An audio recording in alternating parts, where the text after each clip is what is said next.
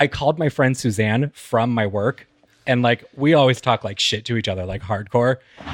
And I called her, and I was all like, I thought it was her that answered the phone, but it was some dude who sounded like her because I accidentally dialed the wrong number. I was all, "What's up, whore?" And he was like, "What?" I'm all, "What's up, bitch?" And he was like, "Who is this?" And I looked, I was like, "Oh shit!" And I hung up the phone. And because it was my work that I called her from, he had my work number on his redial, so he called back, and I like answered the phone, and I was all, "Thank you for calling. My name is." And he was like, "Somebody just called me and said a bunch of terrible things." I was like, "Oh, sir, I'm so sorry." We'll make sure to fire him. That is so hilarious.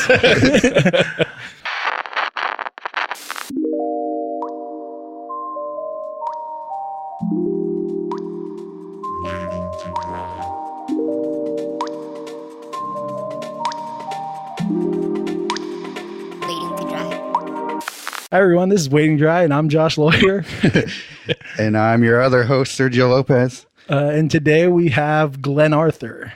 Hello. What's up, Glenn? What up? How's it He's going? a traditional artist, a crazy cat man, a hummingbird admirer, a succulent gardener, Art Nouveau enthusiast, macabre romantic, and a nerd. I got that from your Instagram. That's a lot. I've never heard it read back to me before, but I would be super fun to do that too. Well, I guess we know who you are, so thanks for joining us. I'll see you guys later. Awesome. Yeah, if you guys don't know his work, he's very awesome. He paints mostly women. Do you paint guys? Occasionally. They never end up quite as well as the women I paint. Right. Yeah. I was thinking about this the other day. I was thinking because a lot of times people say like, oh, like they kind of throw up the like guys paint women because they're attracted to them. And I mean, I don't think that applies to you. Not exactly. No. So I was like, huh. I mean, I'm still attracted to women, just not in that way. Right. Yeah. Right. Yeah, exactly.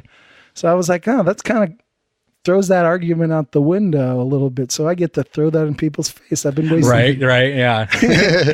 One of my friends used to say that I needed a therapist who enjoys a good challenge because I paint all these like beautiful women, but I don't actually want them. Right.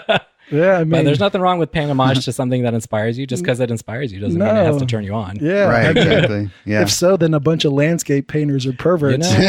What do you? I don't want to know what they're doing to those plants. Yeah, exactly. He's like, you buy a lot of flowers, man. There's a different meaning to tree huggers, right? Yeah, exactly. Well, nice.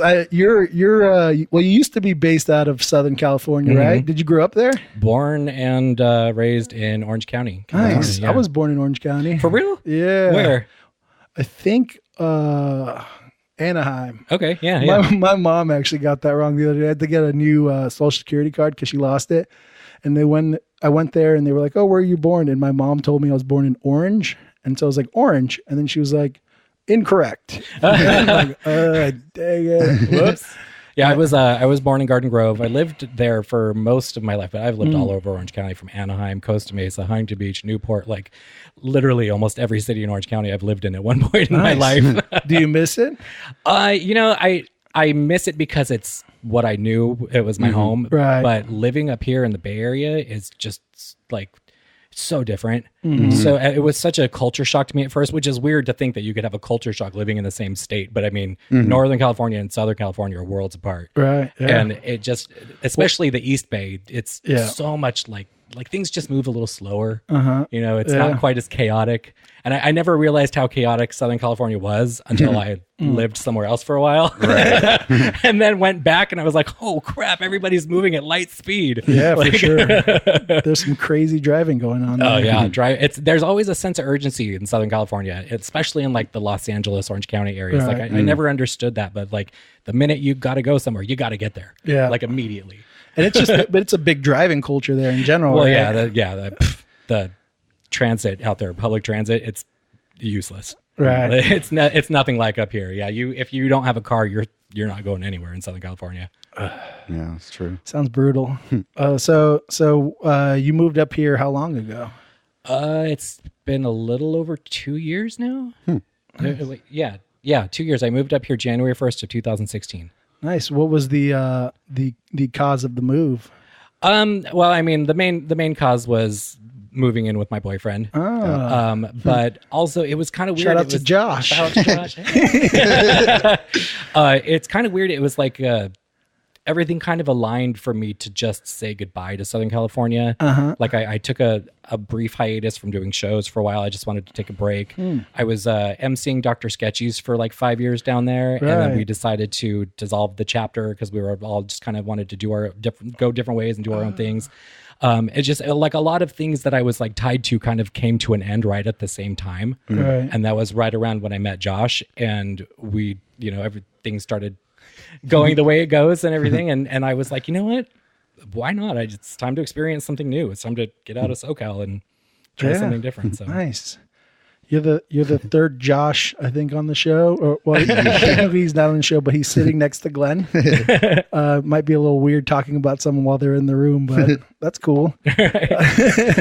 Well, he helps me during we did a live painting live feed thing on Instagram. I painted at the Modern Eating Gallery a little while ago. I can't remember when that was, but he was reading all the questions that were coming in while I was live painting and answering questions as I was. Cool. So, yeah. I think I actually saw that one. It's nice to have an assistant. Yeah, for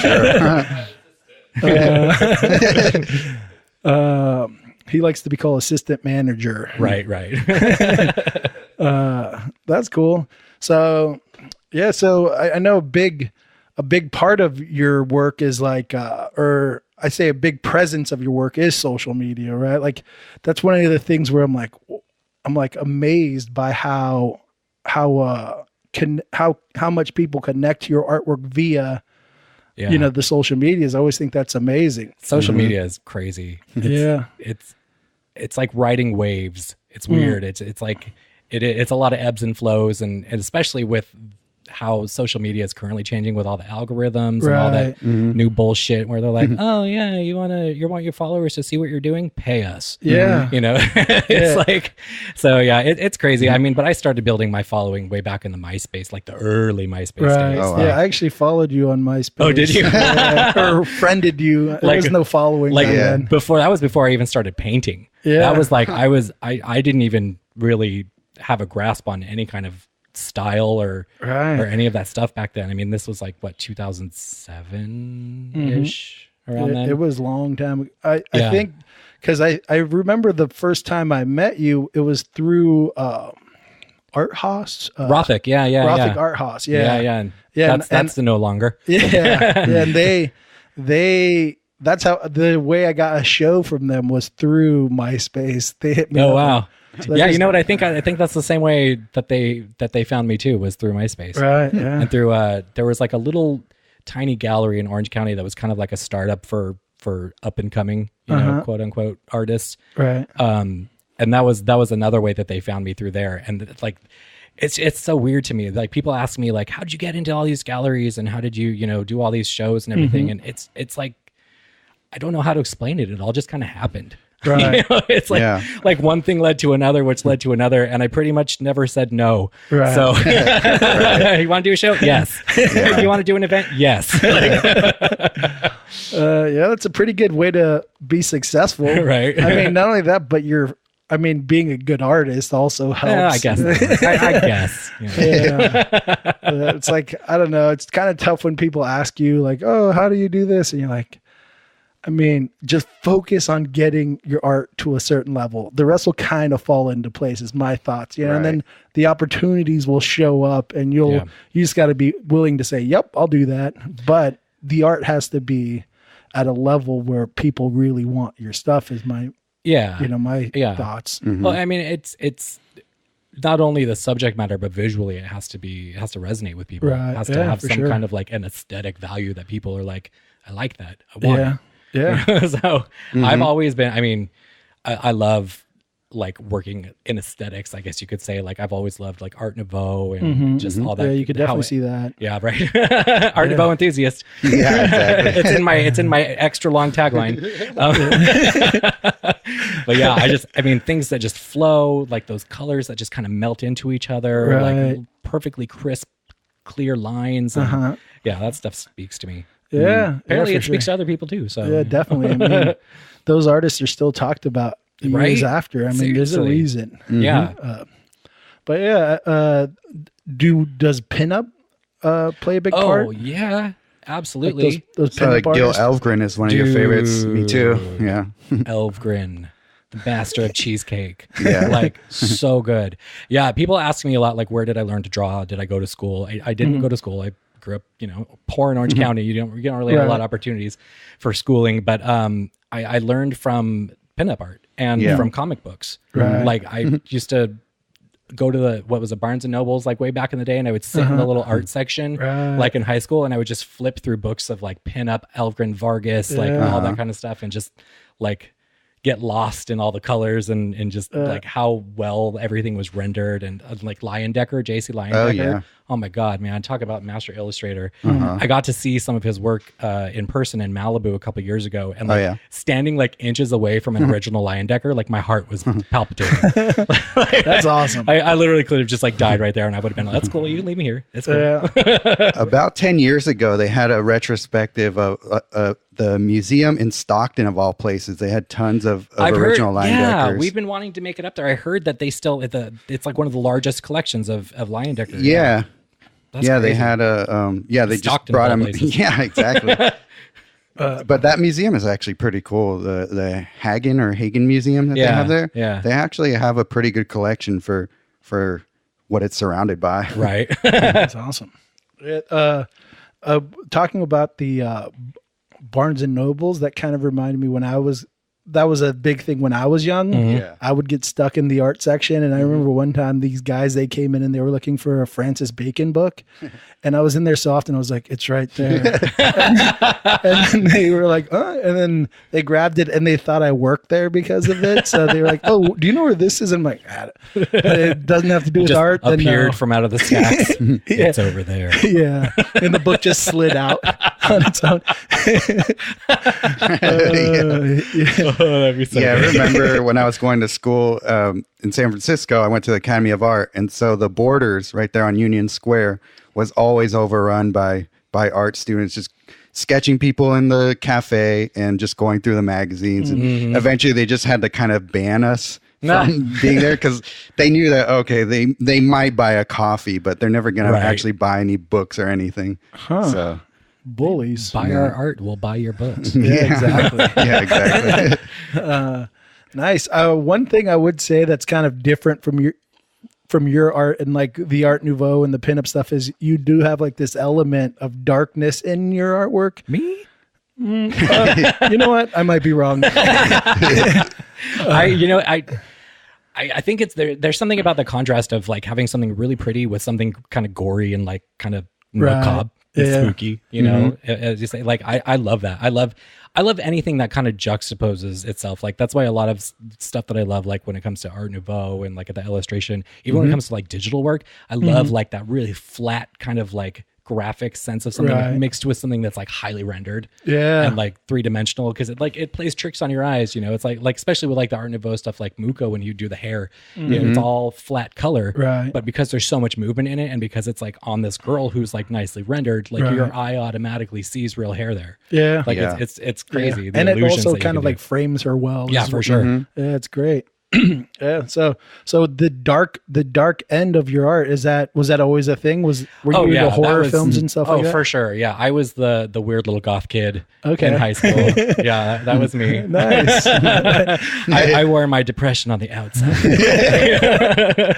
But I was like, I was one of those goth kids that actually liked color though. Right. So I kind of had to be like a closet color enthusiast, go to the goth clubs dressed in all black and come home to my colorful room. Right. But yeah, I've always loved horror movies and just anything that's a little spooky. Like I love talking about just like death in general and like the afterlife. And I mean, growing up, my all-time favorite place to be ever was the Haunted Mansion at Disneyland. That's still, I mean, I still do fan art tributed to the Haunted. I'm working on a piece right now actually for the Haunted Mansion. I love that stuff. I think it's cool. It's stuff that people try to avoid or try to pretend like it's not going to happen to them. Like, newsflash, nobody gets out alive. You know, Wait, what? Yeah. Wait. we all die eventually. Sorry to break it to you, Oh Josh. no. I should start my bucket list today. Right.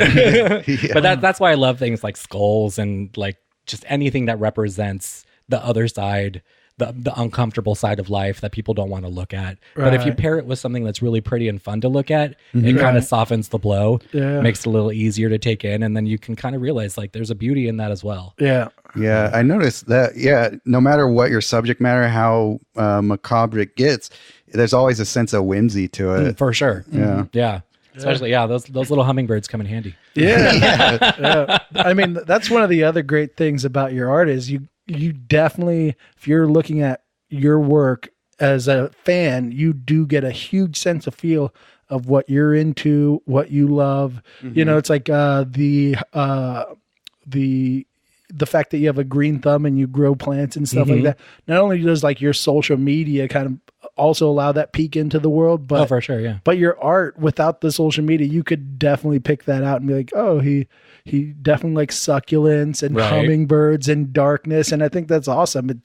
It definitely it gives it gives someone this understanding of who you are as a human being. Where I'm almost like to hide as much as I can of myself, and I don't know. In some ways, that's I see the flaw in my idea of trying to hide myself sometimes. No, I mean, as artists, we all express ourselves differently. I mean, when I first started kind of publicly showing my work, like on MySpace all those years ago, like a lot of it was really kind of just sad.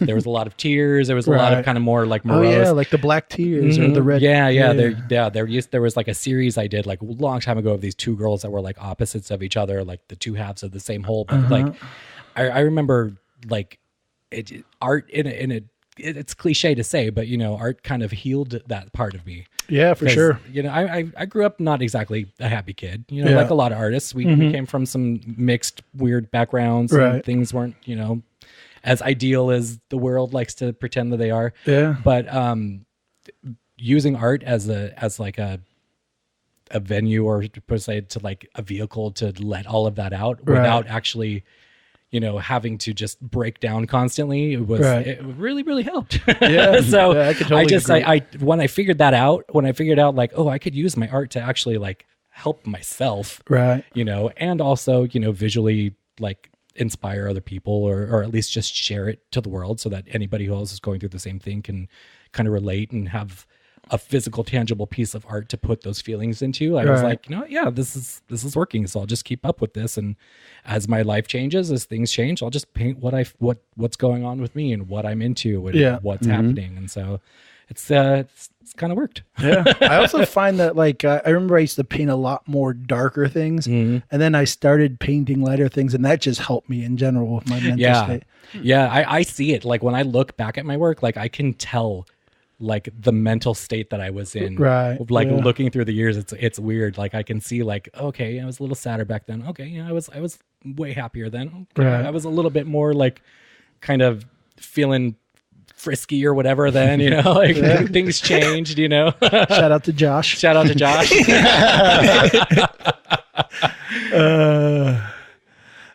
that's cool. But I mean, you know, it's true though. It's not just with your art. Like when you're in a certain state of mind, the entire world around you changes. Like you just look at something and you don't, if you're not feeling good or feeling happy, you don't notice the bright colors around you. Right. You're attracted to like the more darker colors and the more morose things. But when you're like excited or happy or in love, all of a sudden everything is fucking neon. Right. You know, and it's like super bright and like floral and crazy and pretty and and the people that are nice to you accept it more and you're not like, oh, fuck off. Right. I don't need you. Yeah. Why are you so happy? For sure. That's awesome. One other thing I wanted to kind of talk about, I noticed on your social media is you recently like almost you went through some like other struggles with the flu. Oh yeah, I got real sick, like really sick. Like I I'm one of those people who, it's not a conspiracy theory, but I don't necessarily trust doctors for the most part. Okay. I think, some of them are great, some of them are good, some of them are not, whatever. Yeah. But I've always been one of those people where I'm just like, my body will figure it out. Right. If it comes to the point where I literally cannot do I think that's called being a anything. man. Right. But like when I was a kid, my mom was the type of parent who would like the kid down the street had the chicken pox. She'd be like, go play with them, so that I would get sick so that my body could fight it off on its own, Yeah. So I just grew up with that mentality of like, oh yeah, you get sick and then you rest, your body will fight it off and you're good. Right. Well, this time it didn't happen that way. Yeah. This time I was like, I was down for maybe a month or like 3 weeks before I finally decided to go to the doctor, because I was like, okay, this is not getting better. Like something's not right. So we went to the doctor. They did like blood tests and all that stuff. Literally like the next day, the cops showed up at my house and we were like, what? They were like, your doctor called us. He wants you to go to the hospital immediately. Wow. I was like, what? Like, I was like freaking out. I was like, what are you talking about? I'm walking, I'm talking. Apparently my blood test came back. My white blood cell count had like skyrocketed to like, I guess the normal is like 11,000 and mine was like 33,000, which is like indicative of like a serious infection or like something really wrong. They're trying to fight. Right. Yeah. So my doctor, I guess he didn't have my updated number on my insurance, so he called the cops to come to my house and take me to the hospital. That's awesome. Yeah, which was, never it heard of was that. really nice. Yeah. I was like, wow, that's cool. Thanks for that, I guess. Putting But, putting the effort towards saving your life. Yeah. So I ended up in the hospital. Did all kinds of like CAT scans and like X-rays and stuff like that, and it turned out I just caught like my doctor said that I was probably battling like several strands of the flu at the same time. Oh, wow. Which is why I had like constant fevers for like 2 months straight. Damn. I was like laid out, like I literally could barely get up to go to the bathroom. I was like, my body was so weak. Yeah, so that was a nice life check. Yeah. Where I was like, all right, maybe I'm not as invincible as I think I am. You know? I mean, the flu can really put you on your ass. Dude, right? Well, it's like you think growing up, especially in today's, the medical age, like, well, whatever, it's the flu. It's like a cold now, you know? But no, it's not. Like people really died. Like a lot of people died this year. Oh, yeah. From this, like, This and was no joke. everyone I know was sick this last flu season. It was nuts. I've only had the flu once in my life, but before that, I was always like, you got the flu, walk it off. Like, stop being a bitch. That's and then, yeah. And then I got it one time and I'm like, I understand now. It was so mean. That was hardcore. Yeah, Josh got it for a little while. Like our roommate was constantly Did you sick. blame him, Josh? That's a yes. Yeah, so it knocked me down for like literally like 2.5 months. I was in bed, missed out completely on Thanksgiving and Christmas. Wow. Like didn't get to see any of my family or any friends because I was like, nope, I'm not getting anywhere near anybody. I don't want to spread this. For sure. Yeah, so that was pretty nuts. And when I finally like came out of it and was able to kind of like start doing stuff again, like it was harder than I thought to kind of get back into the swing of things. Like because my body was still pretty weak. My like every little thing I did was like running a marathon, like making the bed. I was like dripping sweat and like breathing heavy and like, man. So yeah, it took a while to get back to everything. Having medical bills now is not exactly the most fun thing, but whatever. For sure. You get through it. Yeah. Money comes, money goes. Yeah. As artists, we have the pleasure or the privilege of kind of making our own money, printing our own money with each painting sort of thing. Yeah. As long as someone buys it, but stuff. You also have the struggles of potentially not having insurance. That's a big artist struggle too.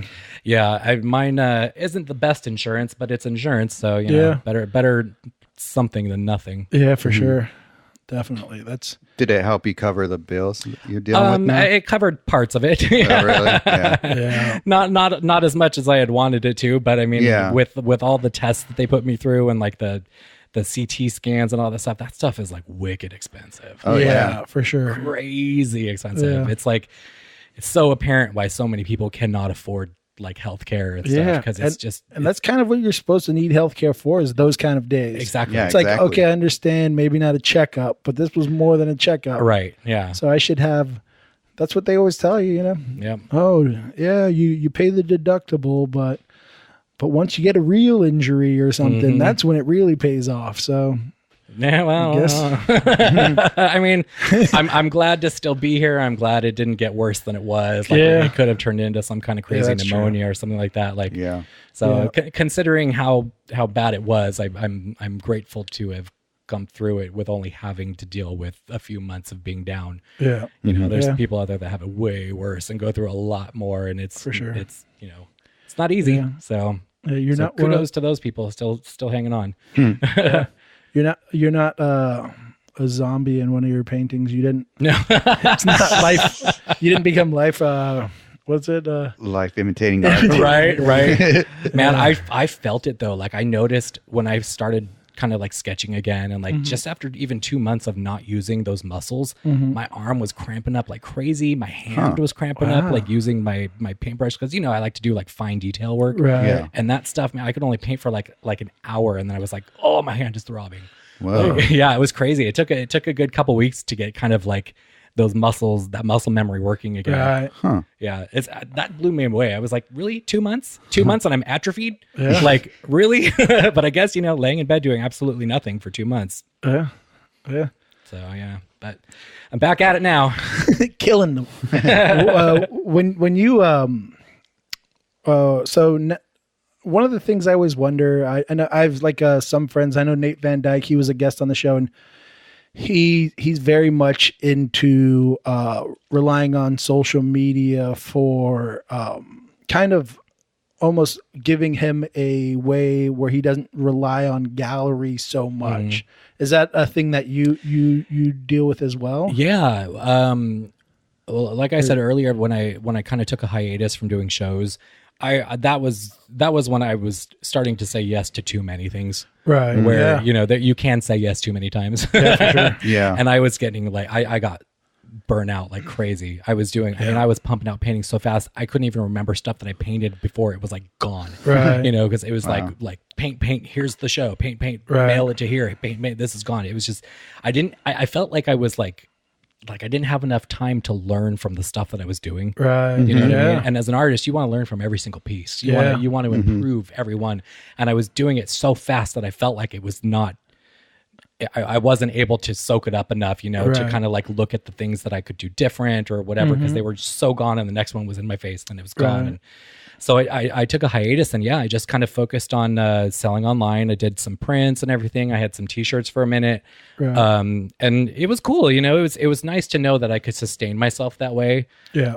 But being a traditional artist, having the gallery as a part of the equation, it's just there's something about that you'll never get from online. Yeah. There is something great about having people see your work. Exactly. Other than the buyer. Yeah. Because for some reason, I just traditional work, when it's like scanned and digitally, like it doesn't translate the same. No. It's still really cool and stuff, but and I'm sure it's only us artists who can see the differences, or who can even notice those things, because it's our work being digitally like read or put into a digital format. Right. But there's something that just, I don't know, seeing it in person at a gallery and like being able to like tangibly walk up to that piece and actually see the brush strokes and see the surface and all that stuff. There's something that nothing will ever be able to. I think it goes back to that painting you were looking at where your heart was pumping. You probably saw that painting a bunch of times, but for sure, when you see it in person, and we've talked about it before, where you're kind of standing where the artist stood, there is something magical about that, and seeing their brushwork and stuff like that. That's one of those magical things that you can't capture through a picture or a print or whatever. Well, and paint catches the light in so many different ways and surfaces and stuff. You get to see it from all the different angles and how it looks, and especially because I always paint on wood. Right. So, you look at it head on, sometimes you won't be able to see all that wood grain. You catch it from like a certain angle, and all of a sudden the wood grain shines through the paint, and it's like, wow, that's cool. Right. You don't get that in digital. Yeah, for sure. But I mean, I freaking love digital artwork though. I'm one of those people, like, I love digital. I think it's freaking awesome. The things that people can do digitally, it's just like mixing art with technology. It's like, those go together. Yeah, those work, but like for some reason my brain is not a technical. Me as well. Yeah. I've tried to do work digitally, and it stresses me the fuck out. I get jealous sometimes because the colors they can use, you're like, oh. dude, the You're not colors allowed to like do that. yeah, like Yeah. the saturations, like Yeah. the glow. Yeah. That I love that, especially like you see a lot of like anime, like digital art. It's always got that glow. Right. You know, Yeah. I think that's Yeah. so fucking rad. It's so hard to recreate that with paint. It's so hard. But it's like it also, you know, it's like seeing digital work drives me to try something new too, because Right. it's like, ooh, maybe I can replicate that. Yeah. You know? Like That's so interesting for me to hear you say that, because your work seems like it would translate so easily to digital. you would think, right? Yeah. Yeah, for somebody who actually knows what they're doing on a computer, it would. Yeah, maybe. Yeah. Yeah, I'm not the most computer savvy person. I see. I don't know what it is about like working on a computer that I just can't stay focused on that tiny little screen. Maybe it's just because I'm so used to having, and I mean, like, I don't work on like a minuscule screen or anything like that, but just having something in my hands that I can move around, like flip upside down, take it into different lighting, you know, try different things. Like I like to get messy. I like to have the paint on my hands. And, Put different makes pressure. sense, That's yeah. another oh, thing. for sure. Yeah. And I know they have all those tools that can replicate that digitally, but that's just, you know, it's like, Not the it's like, same. it's like somebody playing a live instrument versus somebody, you know, digitally playing music. You know, it's still really cool. It's still music, but there's just something different. Yeah, for sure. There is. Like there's something out of traditional art that you can't get with digital, and there's something out of digital art that you can't get with traditional. Yeah. So it's cool. You know, they're equally awesome. The undo button. That's the Oh main one. man. And I would love a control delete, Control Z. whatever. Yeah, That would be nice. Yeah. that's called gesso. Yeah. Sometimes I'll just I'll go through like a whole part of a painting and be like, nope, just cover it up and start again. But that is the nice thing about paint, though; it's very forgiving. Yeah. I'm When dealing you're- with that now. Yeah, when you're like, oh, okay, well, this didn't turn out how I wanted it to be, so I'll just cover it up. No one will be the wiser. Yeah. I always wonder, like, way down the line when, you know, we're gone or whatever and our artwork is still around, if they're going to have some technology that's going to, like, break down the layers and be like, oh, that's where he fucked up. Yeah. Oh, look, that's totally different right there. You know? I know some oil paints, they like get transparent after a while. So you'll see like a master in their hand, and then it'll be like a second hand that he redrew, or his first hand, and then second hand he redrew. So it's Right. like, Yeah. oh, so they're not perfect. Yeah. Oh, I've been lied to by Sergio. They've done X-ray scans of, I forget who, but I want to say it's like Da Vinci or something, where they've gone through and seen like 3 different paintings when they go when they scan the panel that he painted on. There's like a bunch of different paintings Redos. on the same panel. Yeah. That's cool. That's crazy. Yeah. Well, see, now we have social media, so we can show the steps. Right. You know, so it kind of, I mean, it kind of takes away a little bit of the magic, but it also adds like an extra bit of a different kind of magic. 'Cause Yeah, it's like, I think exactly. so. even though people are getting to see the progress on pieces now, it's still like, you know, it's just cool to watch. Like I could watch people, like I subscribe to so many artists on YouTube and like just like watch people paint all day long. Like when I'm in like a rut, or if I just like need a break or whatever, like I'll just watch art tutorials all day long. I love that stuff. It's crazy. It's so fun to watch. Do you tend to watch people who work in a style totally different than yours? Yeah. I watch like I'll watch anything from like digital art to like doing anime stuff to like people doing like botanical art with watercolor. You know, like I love watching any kind of art being made. I think it's rad. Like just from any medium, from ink to oils, acrylics, like all that stuff. I just any kind of art being made, I want to watch it. Yeah, I do watch some, but probably not as much, definitely not as much as you. But there is this weird thing that happens when sometimes if I'm frustrated with a part of the painting, I'll then watch a guy that I really like how he paints, and then I'll go back, and it's almost like I was like off a little bit on what I was doing, and he kind of corrected. Oh yeah. He's like, oh yeah, I do this, and you're like, and then it's not even like I'm like, oh yeah, that's what I did wrong. I just go back and I'm like, and then it's just like everything I'm trying ends up working. Well, I think especially artists like you and I are very heavily illustration based, and it's sometimes it's hard to remember that less is more. Right. You know, when it comes to certain things, and that's when I pop on some like Bob Ross and just watch that guy go to town, because it's like fucking slap, slap, slap. There's an entire landscape, Right. You know, and it's like, whoa. I didn't realize it could be that like that simplistic, but still look so crazy detailed and like what kind of dark arts has he learned? right. Which devil did you sell your soul to? I need that guy's number. Where are the crossroads at? Yeah, that's I mean, that's the illusion of art, though. It's, you don't have to. People ask me a lot, like, how to blend color, and I always the same answer every time. Like, it's not about how well you blend color; it's about where you put color. Right. Yeah, for sure. You can blend all day long, but if that color's not in the right spot, it's not going to look right. Yeah. You could you could put like a single spot of color that's not blended at all, and if it's in the right place, it's going to look blended. Yeah, exactly. Yeah, you could see people where they'll paint and they'll purposefully practice not blending at all, and then the painting comes out amazing. You're like, well, I mean, look at Leyendecker. You study his stuff. If you really get up close and like look at his brush strokes, you're like, that's not blended at all. That's just perfectly placed. That guy just knew exactly where to put each stroke with each color. Like some of that stuff, crazy crosshatch style. Dude, it's like within the shadows, semi-transparent. These crisscross. There was always like oil. little points of light within like his shadows, like under the neck or in the clothing and stuff that you're just like, your brain doesn't pick that up until you're like way up close looking at it. And you're like, how the fuck does that even work? You're like, cause it's in the right spot. Yeah. There is some masterful technique that comes with like, I don't know. There's what's that? Do you know that guy, Dennis something? He does a lot of, God, I'm going to forget his name. I'm horrible with names. Me too. I forget everything. Yeah, but he's a modern artist. Like he's an artist that's coming up right now, and he's from Germany or something. He's amazing with color. Sorry, I can't remember your name, Dennis something. But he doesn't blend anything, and it's just like, God, that's so cool. Amazing. Yeah, one of my really good artist friends, her name's Shauna Peterson, does really cool work like that too, where it's just like stroke, stroke, stroke, done, perfect. Like, how did you know how to put all of that there? Like with me, I paint I paint in layers. I glaze like crazy.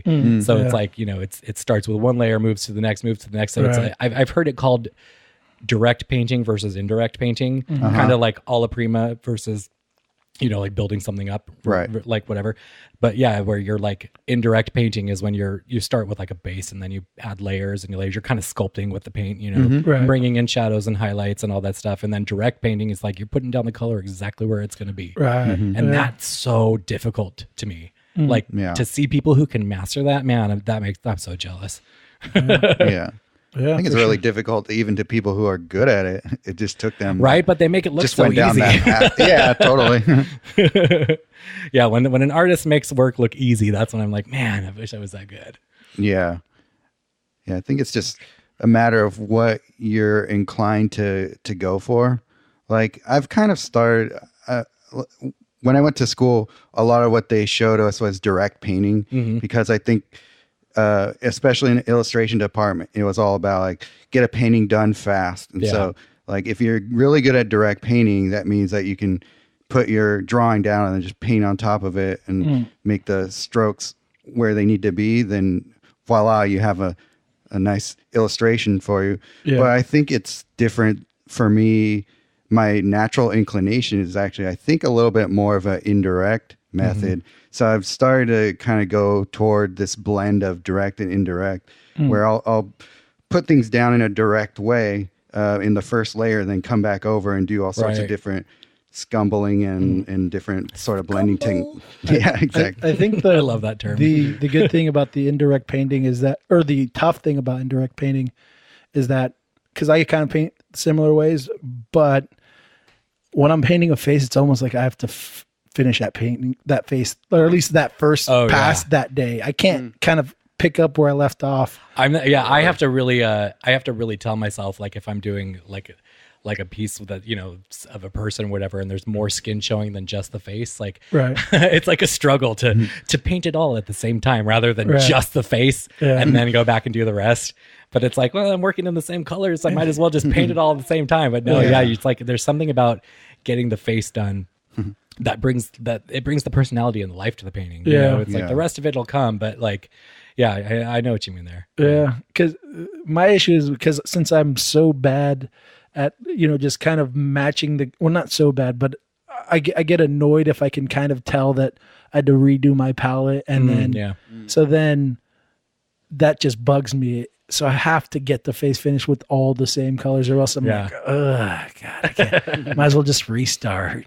But yeah, that's the only issue I kind of have with that, is that I can like, if I start, I got to finish. The other day, I kind of did that to myself where I was like, oh, I really want to paint her eyes. So I started with the eyes and I'm like, well, now I have to finish. I have to go to bed soon. Yeah.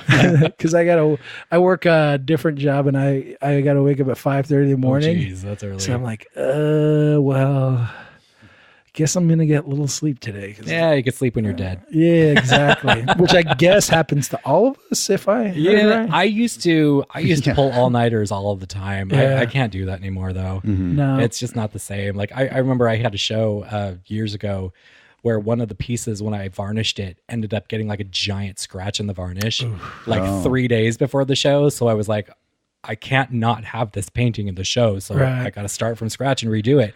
I literally was like awake for almost 72 hours, like painting that just to get it done in time for the show. Damn. Man, if I tried to do that now, I'd probably just pass out. Yeah, I used to do that a lot. Yeah, it's so weird, like how things changed.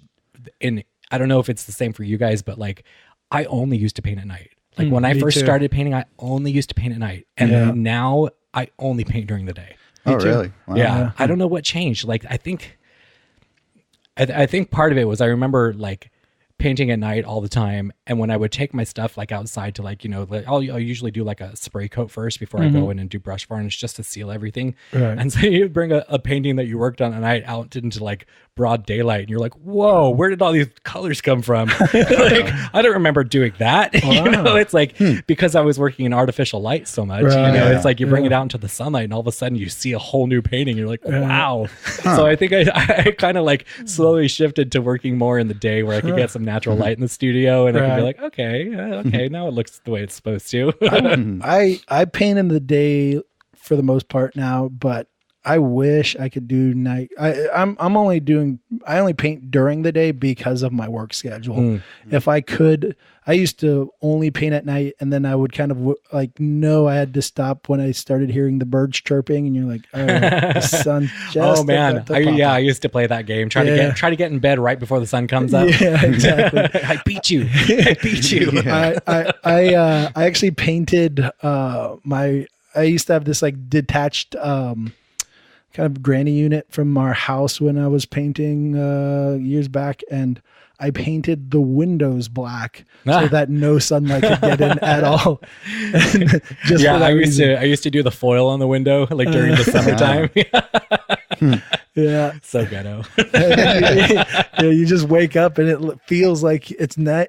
I mean, you don't get affected by light at all when you do that. Yeah. But now, especially now that I've gotten into gardening, like you can't not do that in the daytime. Right. You can't garden at night. So I got used to like working during the day. Yeah. And then I was like, oh, cool. I can actually like now I actually have like a little desk, a little art desk, like Illustrator or whatever drafting table that I have that's permanently on my patio. So when the weather's nice and stuff, I'll just go out there and draw and paint like amidst, all of my plants and everything. I'm like, wow, this is awesome. This is so not who I was like 5 years ago, but I dig it. So gardening's a new thing for you? Yeah, since I moved up here. Yeah. Oh, that's cool. I never gardened in SoCal. I don't know why. I just never really like got it. I think it's just because everything in Southern California always felt like I didn't have time to stop and garden. It felt like everything was always rushed. Yeah. And up here, it's like, yeah, man, I got time. I could do this. It's cool. That's cool. I don't got anywhere to be. I don't got to rush anywhere. It's nice. Yeah. I don't know. It's so weird how like living in a certain place can feel like that. But yeah. Yeah. So yeah, moving up here and then gardening and all of a sudden I'm a daytime person. Who knew? Yeah.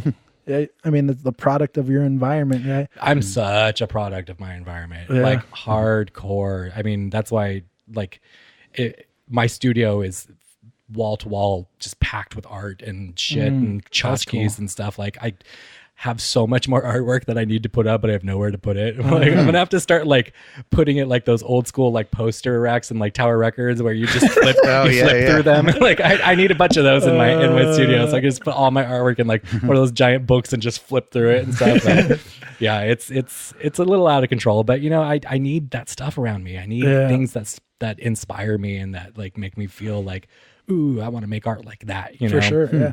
Which is probably why there's so much Disney reference in a lot of my art, because I grew up next door to Disneyland my whole life, and I would I had annual passes. I used to go all the time. Man, nothing is more fun than people watching and sketching at Disneyland. That place is perfect for that. I bet.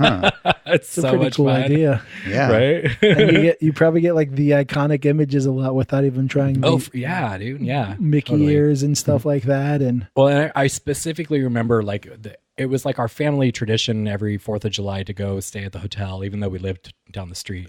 But it's like we'd go stay there and stuff, and it's like camping in your go to backyard. Disneyland. Yeah, we'd save up all year long for that one thing. It was like right next door, but it was still fun. Yeah, you know. for sure. And I specifically remember we'd walk down Main Street and everybody would want to go on rides, and I'd be like, "Can I stay here and watch the guys paint the watches?" Like they'd always have like the guys in the window like painting all like the characters on those little cells and stuff, and turning them into watches and just other things like that. And I was like, "Screw the rides! The rides are going to be there all day. I need to watch this guy paint."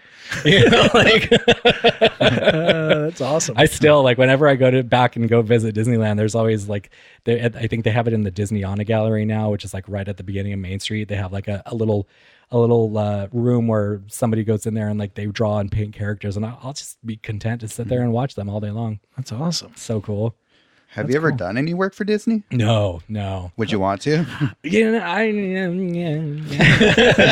think it's kind of like one of those things where they tell people don't meet your idols.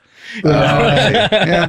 Just I have a lot of friends who have worked for Disney and a lot of friends who have worked for like their Wonderground gallery and stuff, and it's cool, but they're very they're Disney. They're huge. They got to have control of everything every step of the way. Yeah. Which some artists are cool to work like that. I'm not one of those artists. I'm like, you tell me what to do, and I'm immediately going to not want to do it. Yeah. Or you tell me what I can't do, and I'm like, sorry, I already did it. Right. Like.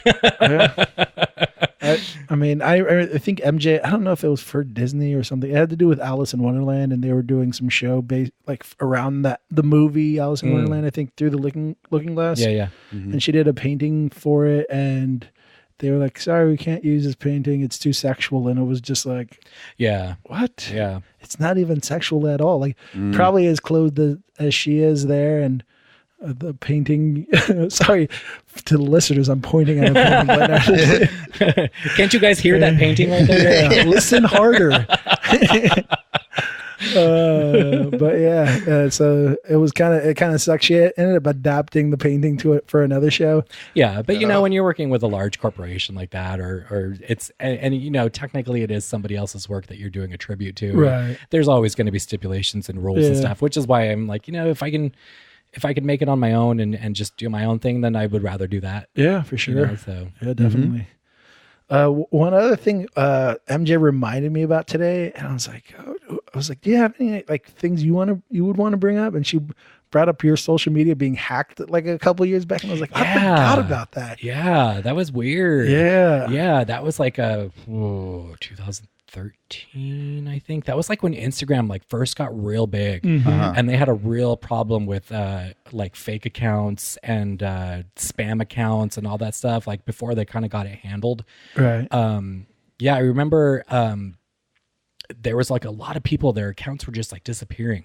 Right. And I was like, what the fuck? That's weird. Why would that happen? I guess one of my friends knew somebody, blah, blah, blah, knew somebody who worked for Instagram. And I guess at the time they didn't have like a real kind of department that kind of oversaw like stuff like that, where if somebody got reported so many times, it was just an automatic default where they just would like close down the account without investigating it per se, which is what I heard. I don't know if that was true, but I remember I did get an email saying that I had violated their terms. So it was Instagram that did it. I don't know. I mean, obviously Instagram, but it could have been people, some haters, I don't know, maliciously reporting my stuff like constantly. Because nothing I didn't have any nudity. I didn't have any like anything that was profane, like any stuff like that. So I was like, what is happening? Like I kept getting these emails, and when I would email them back, I never got responses. I was like, what is this about? Like nobody ever said anything.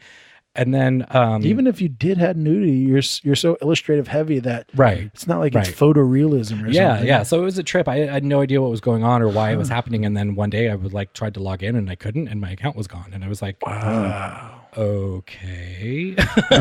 So I'm a little bit confused. So what happened was that somebody reported your your account enough that Instagram shut it down, basically? That's what I think happened. Okay. Wow. Yeah, I don't know if it was like hacked, if somebody got in there and deleted it, like, Okay. or whatever. But that's because I kept getting those emails saying that I was violating their terms. That's what I think happened. I think somebody was jealous, or I don't know what it was, or somebody didn't like what I was doing, and they reported my work a bunch. And back then it was just kind of like, 3 strikes and you're out sort of thing. Right. So yeah, That was a cool thing though, because I feel like the art world really united to be like, that was really cool. Yeah. Like, because when I like started up my account again, I was like, sorry you guys, I don't know what happened, but I guess I'm starting over. And then boom, it was like everyone was like instantly back, and it was like, wow, okay. yeah. How many followers were you at that point? I think I was like around 300 something thousand followers. Yeah. That's it. Yeah, no kidding. Just a humongous army of people. Right. Yeah.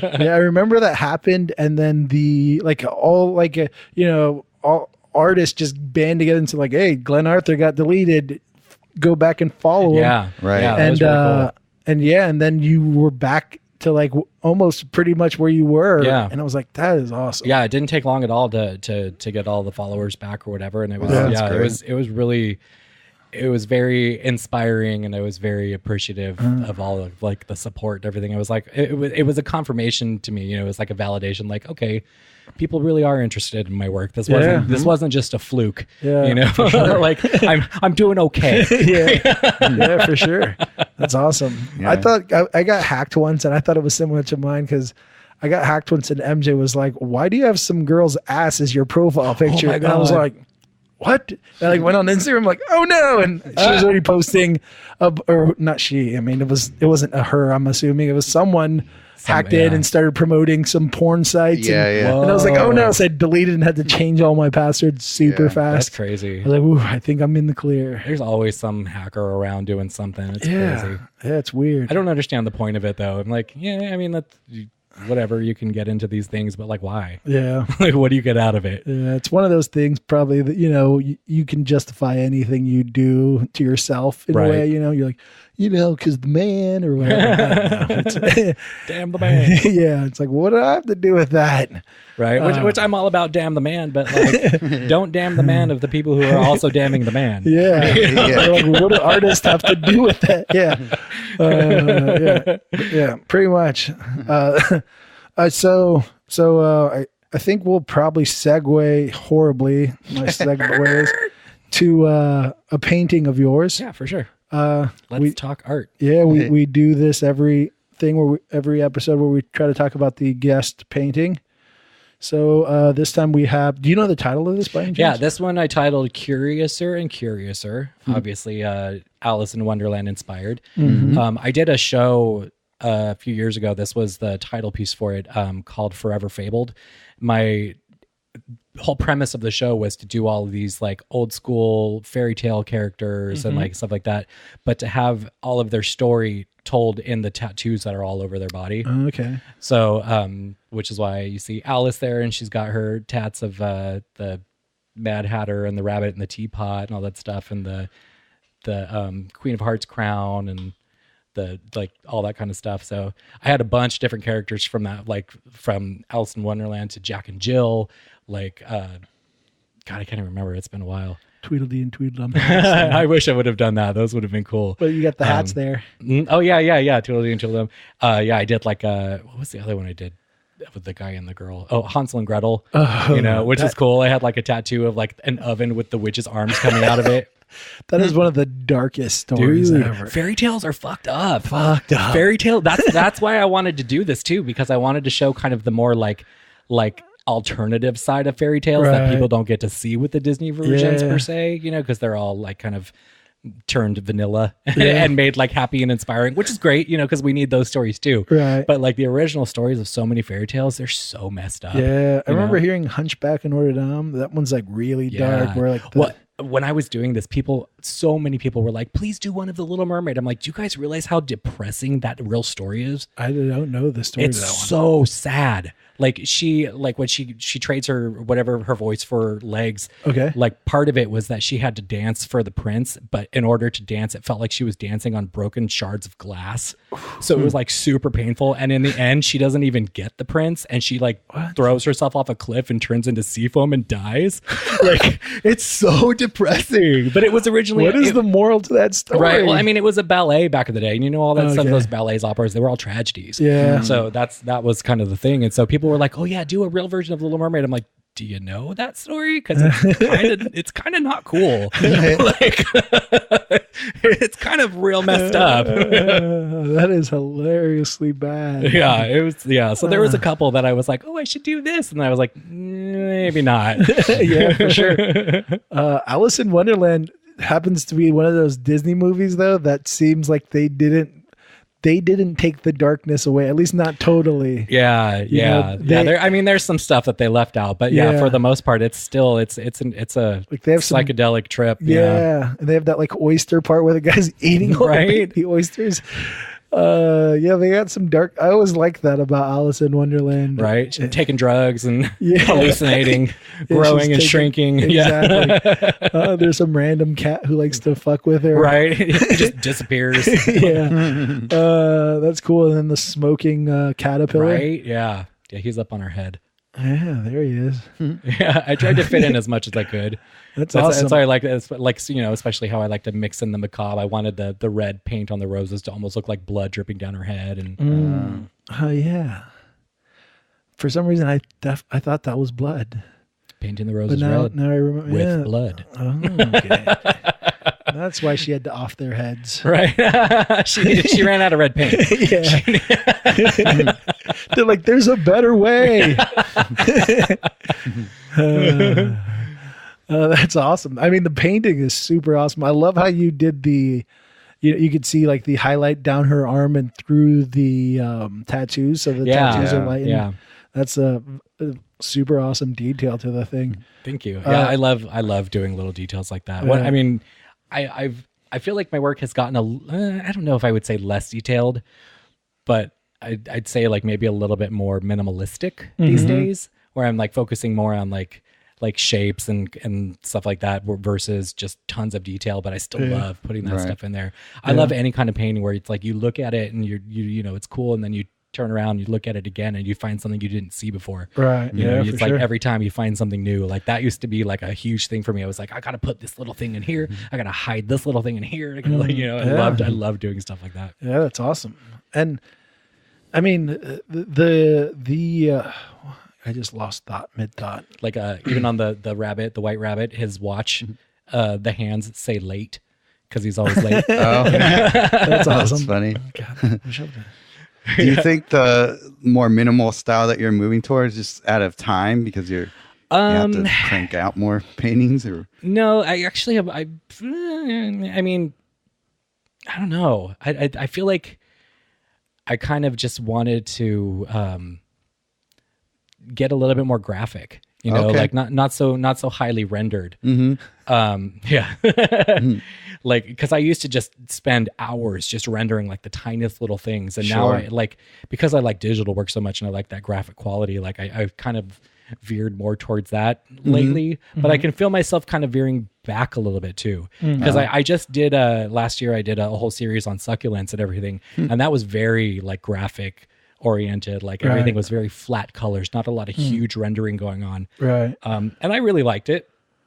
It was fun to work on. I thought the pieces were pretty cool and pretty strong, but I can, you can, when you grow up with an illustrator background and you grow up with a pencil in your hand and you're always doing like tiny little details and stuff, you can't help but that translate into your painting. Right. Yeah. And even on the pattern on her dress, it's music notes and flowers from when the flowers were singing. Dang. Right. See, like all those tiny little things I used to put into everything. And I still have like things like, for some reason I have a weird infatuation with the number 13. So in a lot of my paintings, especially like my newer stuff in the last couple of years, there's always something that pertains to the number 13. Like there'll be 13 flowers or 13 this or whatever. So there's always something hidden in my work. Is it based off of like Friday the 13th? No, I think, you know what I think it is actually? I remember when I was a kid, we went to the Winchester Mystery House in San Jose. Yeah. And Sarah Winchester had this obsession with the number 13, and there was always like 13s in the house. Everywhere you went, there was something that had 13 of this or 13 of that, you know. And it, like, I don't know why that stuck with me so hard when I was a kid, but I was like, ooh, that's cool, you know. And then it just kind of like clicked, and I've always loved the number 13, and I thought it was just like a really, because there's so much stigma about that number, and there's so much superstition that I'm like, what is it about this number that people are so weird about? So it just kind of resonated with me. So does that play out as like, you might put like 13 objects in? Okay. Yeah, absolutely. So it's like it's all different. So yeah, it's all different. Like I just this last Halloween I did a whole Halloween themed like mini show, and all of the paintings had things that were like, they're like, I had a witch that had 13 candles. There was one of like pumpkin carving. There was like 13 pumpkin seeds. You know, there's always like a little something that has like 13. Like I like things in groups of 3, and I like things that, like in 13. So 3 and 13 are like my numbers for some reason, but. Do a lot of people know about this? I don't know. I mean, I don't try to hide it. I'm not like, shh, don't tell anybody my secrets. You know, but like, I was just wondering if people come towards you and they're like, pumpkin seeds. Yeah. I've had some people who have been like, interesting that there's 13 of this in the painting. I'm like, oh, look at you. It is weird because I always feel when dealing with social media, I always think people ingest art really quickly, but then every once in a while, someone will say something about the painting. I'm like, damn, okay, maybe I'm just the asshole. I find myself like, sometimes I'll kind of rip through stuff, especially if it's work in progress, because as much as I like work in progress, like I really like to see the final product, right? You know, but I mean, I think it just depends on the piece that that's like coming up in the feed, because there's sometimes where I'll like stop and look at something, I'm like, damn, that's good. Yeah, like, I gotta look at this a little harder. Yeah, for sure. Especially a lot of times it has to do with stuff take this painting where they packed a ton of stuff in. I'm like, skirt, let me just take my time and look at this thing, because that guy man, when Instagram put in that zoom function, I was all about it. It was like, let me get up close. Yeah, I was about to say, Instagram doesn't usually make it easy to look at something, really ingest it when you're looking at your phone and it's only a couple inches by a couple inches. But I might not even. It's like, what's that other guy, Feral Kid, I think? Joel Ruiz. He always packs a ton of stuff in his work too, and he always makes me stop. And I'm not necessarily looking at each part, but it's just the fact that if you put so much stuff into it, I think my mind goes, you couldn't have wasted that much time without having to like really put some thought to it.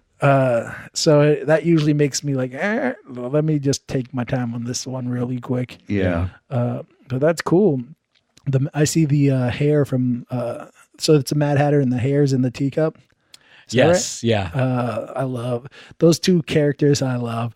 Right, and I think if you go down a little further, there's the mouse ears in the teacup on the bottom from the like the drunk mouse or whatever.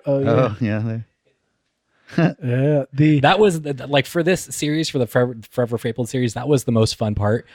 You know, the characters are cool, whatever, but like coming up with all the ideas for their tattoos that actually told the story, that was fun. That was the more difficult part, trying to make it all translate, whatever. And then you know, Kelly from Rothic, she actually dressed up as that character Alice. That's awesome. That came to the opening, and I painted all of the same tattoos on her with ink. She let me do it. Yeah, she looked so rad. It was so cool. It was like having my painting come to life and walking around the gallery. Like, everybody wanted to take pictures with her. They were like, oh my God, she's more popular than I am. That's genius. Some live performance of art. Yeah, that was really cool. It's pretty cool.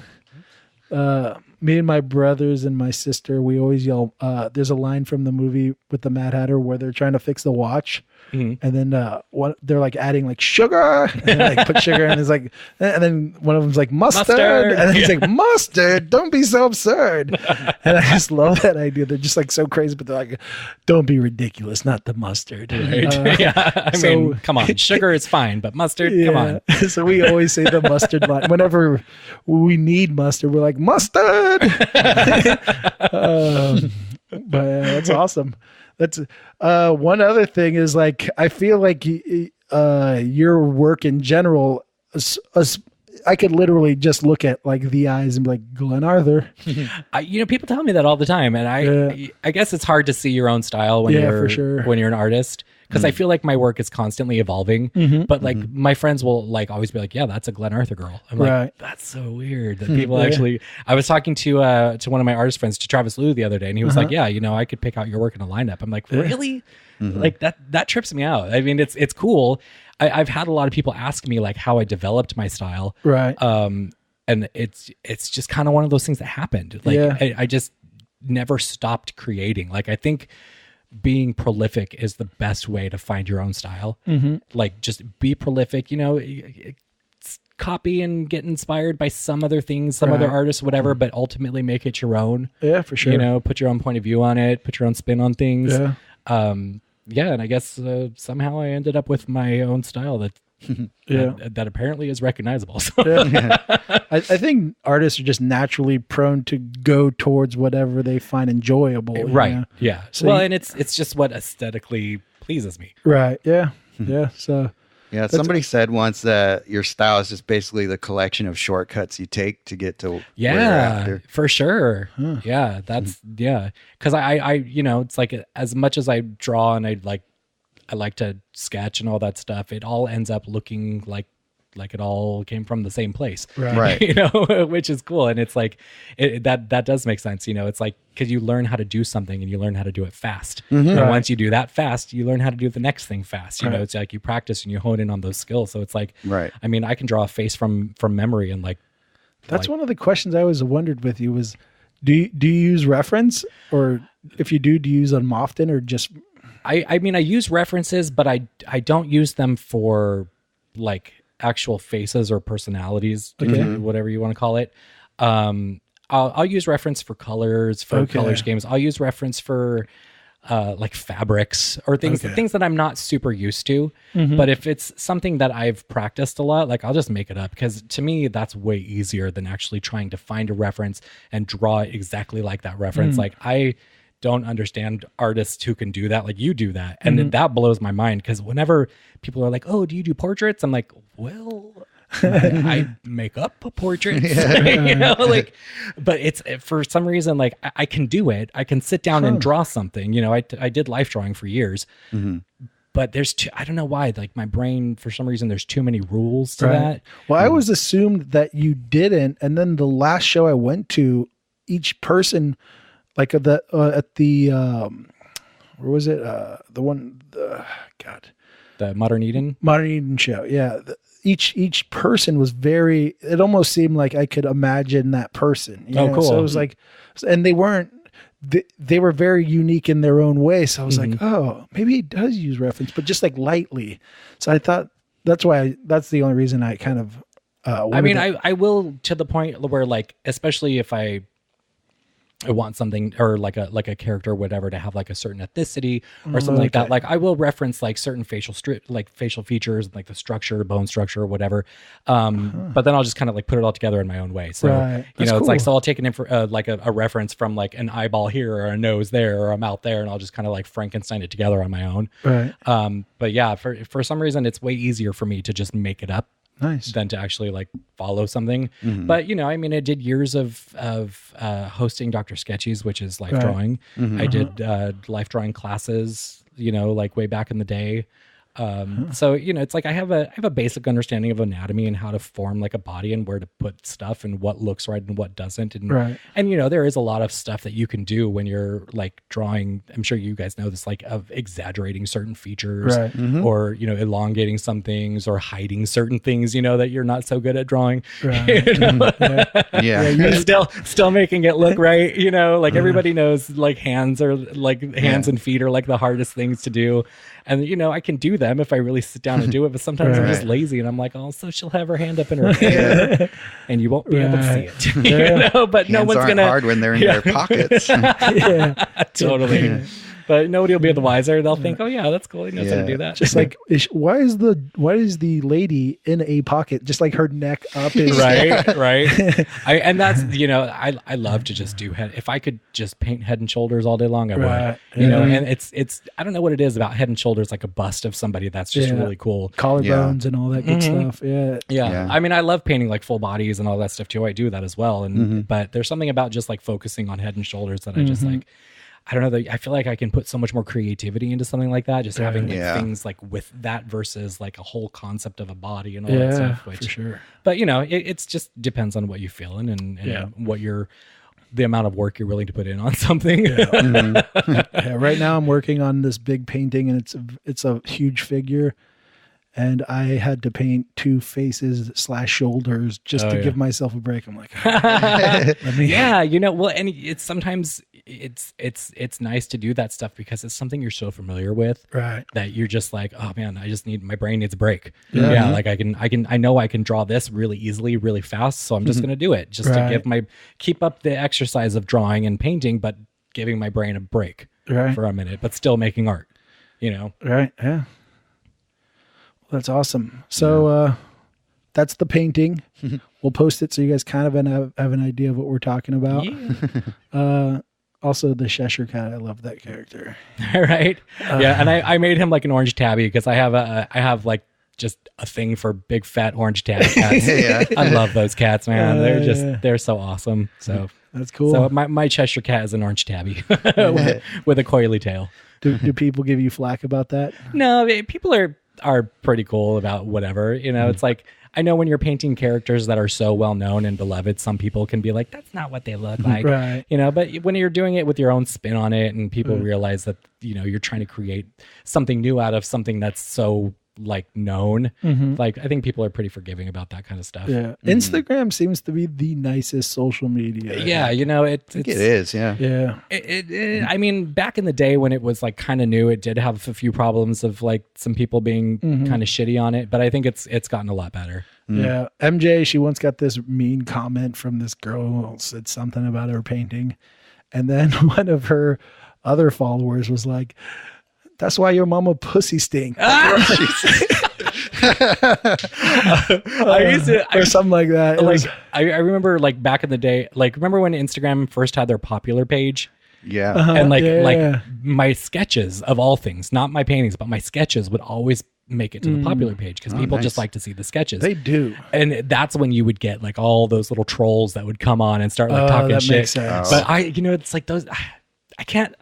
It's stupid, and I think trolls are just like, you guys are fucking bored and you have nothing better to do. Yeah. But for some reason, it's funny to me.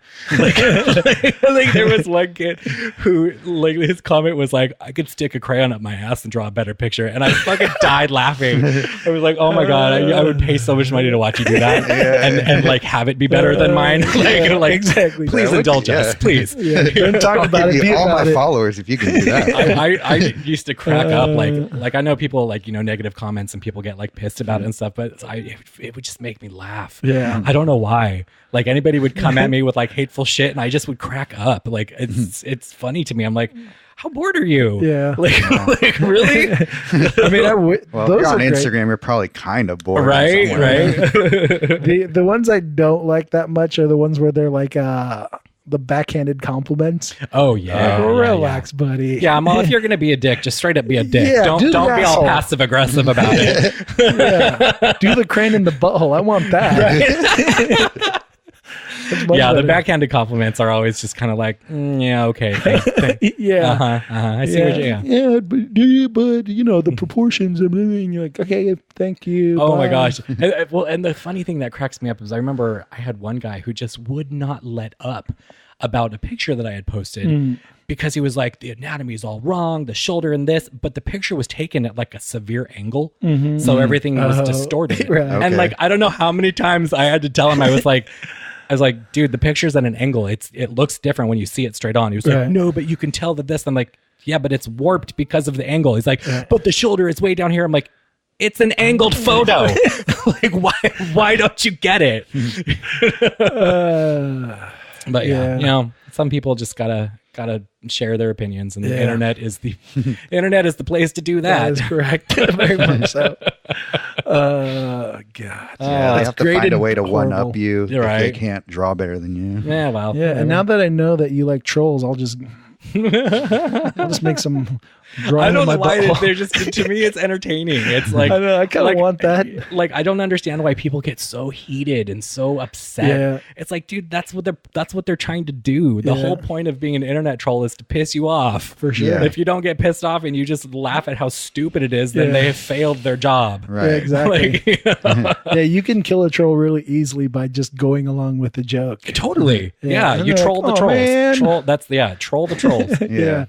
Yeah, that's awesome. And then it's like, I've seen that on like, Twitter is the worst. I bet. That's what I hear. Twitter is like troll country. Yeah. It's Really? like, it's so bad, especially with the political environment, what it is right now. I Like bet. people are so angry, like so fast. Or is there a political environment going on right now? I don't know. Something about some asshole in the White House. I don't know. But Does it have a crayon in it? yeah, he's definitely got a crayon up his ass. An orange one, yeah. But it's just, it's like, It's actually white, but there's orange stain. Not too far. Yeah. I don't Sorry, need that guys. visual. But it's like, yeah, like I'll see the, I'll kind of read through some stuff and like to keep up on whatever. And then I'll see like a troll pop up and then all these people just get so butthurt. And it's like, come on, you guys. That's the whole point of that. Right. That's the whole point of the troll, is to just piss you off and to make you even more mad than you already are. Like, yeah. Yeah. The name of troll is pretty spot on. Right. Yeah. I'm sure they gave it to themselves as a joke. Right. Like, let's call ourselves a shitty name. Like,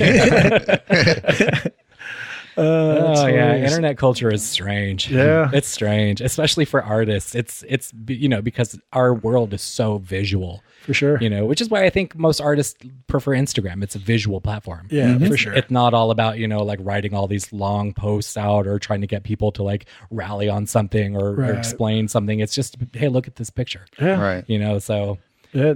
Yeah. Definitely talking about social media and artists. This is my cool ass segue real quick.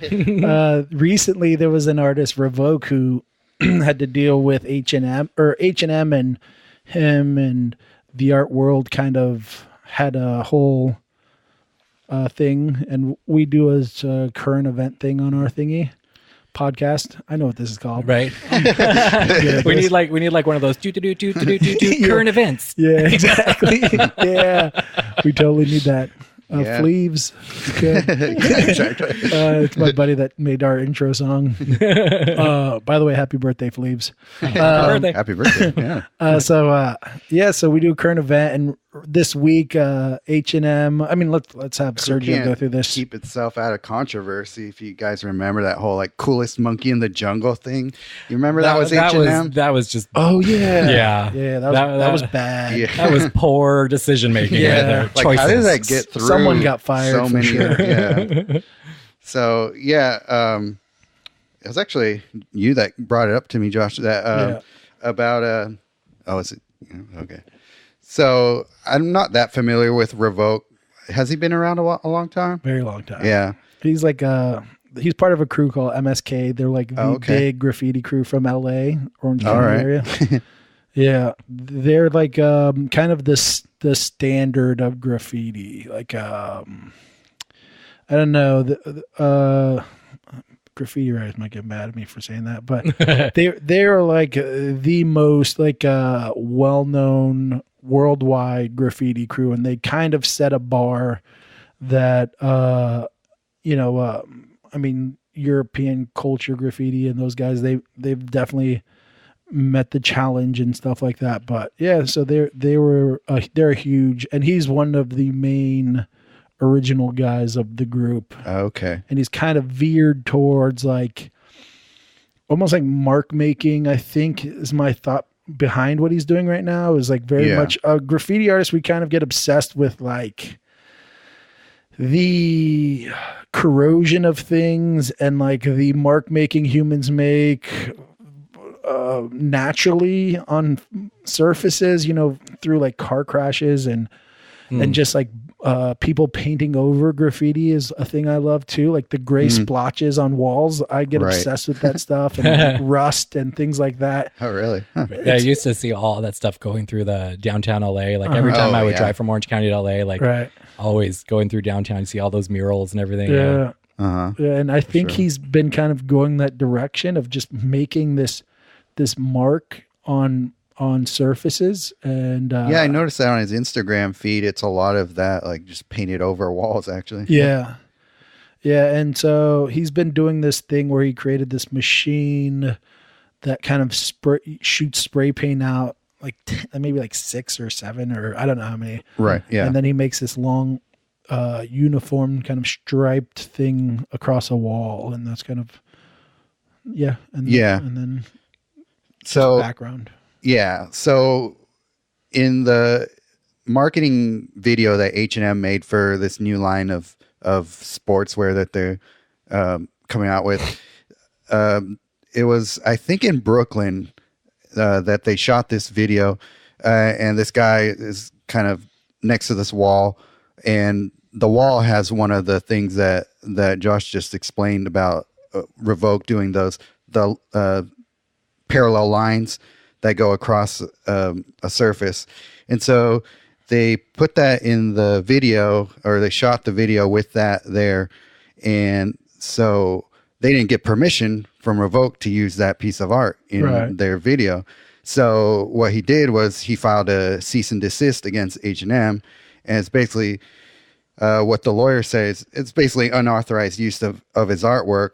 And part of the reason that he's upset about it is because he doesn't normally do like brand partnerships like that. So if you put that in your video, it's basically implying that you and him have some sort of partnership or relationship or anything like that.